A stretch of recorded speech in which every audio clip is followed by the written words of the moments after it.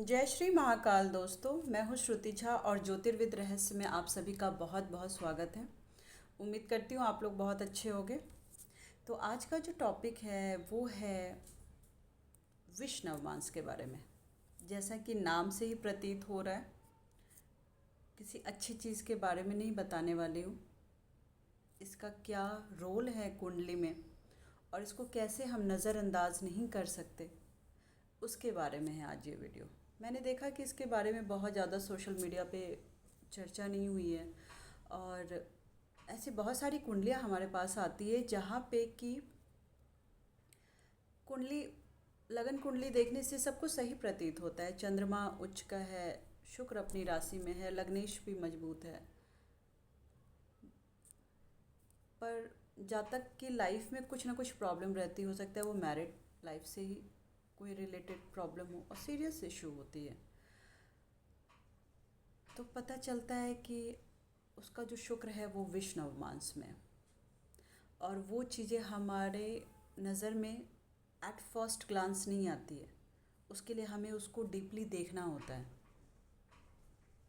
जैसे कि इसका रोल यही होता है कि ऊपर से देखने से तो अच्छा लग रहा है, लेकिन इनसाइड पिक्चर जो है ना कुंडली का, वो कुछ और बता रहा है। जैसे कि मलमल का कपड़ा हमने पहन लिया, कंप्लीट वीआईपी लुक में आ गए, लेकिन अंदर अगर चींटी लग गई तो उस कपड़े का क्या महत्व है। वो चाहे बाहर से कितना भी सुंदर हो, कितना भी अच्छा हो, पर अंदर से तो वो हमें पीड़ा दे रहा है ना, या अंदर कांटे आ गए बहुत सारे। तो अंदर क्या हमने प्रोटेक्शन पहना हुआ है, अपने शरीर को किस तरीके का प्रोटेक्शन दिया हुआ है। ठंड है, बहुत बहुत महंगे कपड़े पहन लिए लेकिन थर्मल कपड़े नहीं पहने, तो रोल उस थर्मल कपड़े का है, ऊपर कुछ भी पहनो।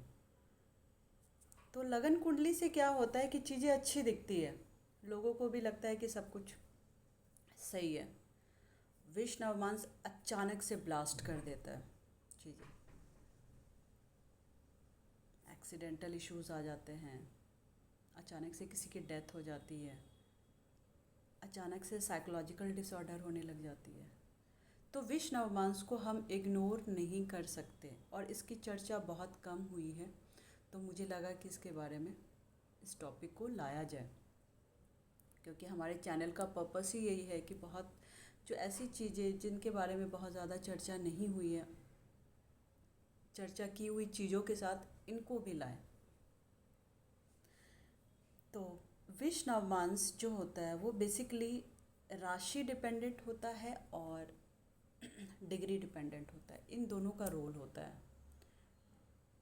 तो कोई भी ग्रह लगन कुंडली में अगर 1, 2, 6 और 9 नंबर की राशि में हो, 1 मतलब मेष, 2 मतलब वृष राशि, 6 मतलब कन्या राशि और 9 मतलब धनु राशि में हो, कितने डिग्री पे हो, 0 से 3 डिग्री 20 अंश का हो, तो कोई भी ग्रह लगन कुंडली में मेष, वृष, कन्या और धनु राशि में 0 से 3 डिग्री 20 अंश का हो, तो वो विष नवमांस का माना जाता है। तो विष नवमांस के क्या असर होंगे, क्या इम्पैक्ट होगा, ये पहला विष नवमांस है। उसका इम्पैक्ट ये होगा कि जब उसकी महादशा आई या अंतर दशा आई, प्रत्यंतर सूक्ष्म दशा, तो उसमें वो उसके जो कारकत्व हैं उसमें दिक्कत आती है। मान लीजिए गुरु है विष नवमांस में, तो गुरु का कारकत्व क्या है, शादी टूट सकती है, एक्सीडेंट्स हो सकता है पार्टनर का, डेथ हो सकती है पार्टनर की, बच्चे का कारक है, बच्चे को प्रॉब्लम आ सकती है, ज्ञान का कारक है, पढ़ाई बीच में छूट सकती है, और जिस भाव में है वहाँ पे भी हानि होगी, क्योंकि गुरु जहाँ पे बैठा है उस भाव की भी हानि हो जाएगी। तो विष नवमांस का इतना बड़ा रोल है, हो सकता है कि वो उच्च ये में हो फिर भी। तो जैसे कि एक बहुत अच्छा एग्जाम्पल है, जैसे कन्या लगन का जातक है और उसकी कुंडली संधि लग्न में है, लगन में ही 0 0 डिग्री है, तो आप ये समझ लो कि उसका जो लगन है वो विष नवमांस में आ गया, क्योंकि 1 2 6 9, तो 6 नंबर लगन में आ गया, तो वो 0 डिग्री का या 0 से 3 20 का हो तो वो पहले विष नवमांस में आ जाता है। तो जो पहला भाव है वो किसको रिप्रेजेंट करता है? खुद को, खुद के शरीर को, खुद के स्वास्थ्य को। तो क्या होगा, जहाँ तक हमेशा एक तो महादशा और अंतर दशा जो बुध की आएगी उसमें तो उसको पीड़ा होगी, क्योंकि बुध जो है उसका अ, लग्नेश है, उस भाव का मालिक भी है। और वैसे भी लगन में अगर किसी तरह की दोष उत्पन्न हो जाते हैं तो वो ज़िंदगी भर परेशान करते हैं। तो ये विष नवमांस अगर लगन में बन गया तो कन्या लगन का जातक, उसको हमेशा सर दर्द रहेगा, परेशानी रहेगी। कभी कभी कम्युनिकेशन, चीज़ों को कम्युनिकेट करने में सोचता ही रहेगा कि ये चीज़ें मैं सामने वाले को बताऊं, कहीं बुरा तो नहीं मान जाएगा, कहीं चीज़ें बिगड़ तो नहीं जाएगी। स्किन की प्रॉब्लम उसको ताउम्र रह सकती है। तो ये प्रॉब्लम होता है विष नवमांस का। हो सकता है कि बुध बहुत अच्छे पोजीशन में कहीं बैठा हो तो उसका जो इम्पैक्ट है वो कम होगा विष नवमांस का, लेकिन वो ख़त्म नहीं होगा। लेकिन अगर वही उसमें बुध कहीं अष्टम में जाके बैठ गया तो वो डबल इम्पैक्ट हो जाएगा, बहुत ख़तरनाक हो जाएगा ये कॉम्बिनेशन। और ये मैंने देखा हुआ है ये कॉम्बिनेशन। इसी तरीके से जो दूसरा नवमांश विष नवमांस होता है वो होता है 3 5 7 और 11। 3 मतलब मिथुन, 5 मतलब सिंह, 7 मतलब तुला और 11 मतलब कुंभ। तो मिथुन, सिंह, तुला और कुंभ राशि में कोई भी ग्रह 13 डिग्री 20 अंश से 16 डिग्री 40 अंश के बीच में हो तो वो विष नवमांस में कहलाएगा।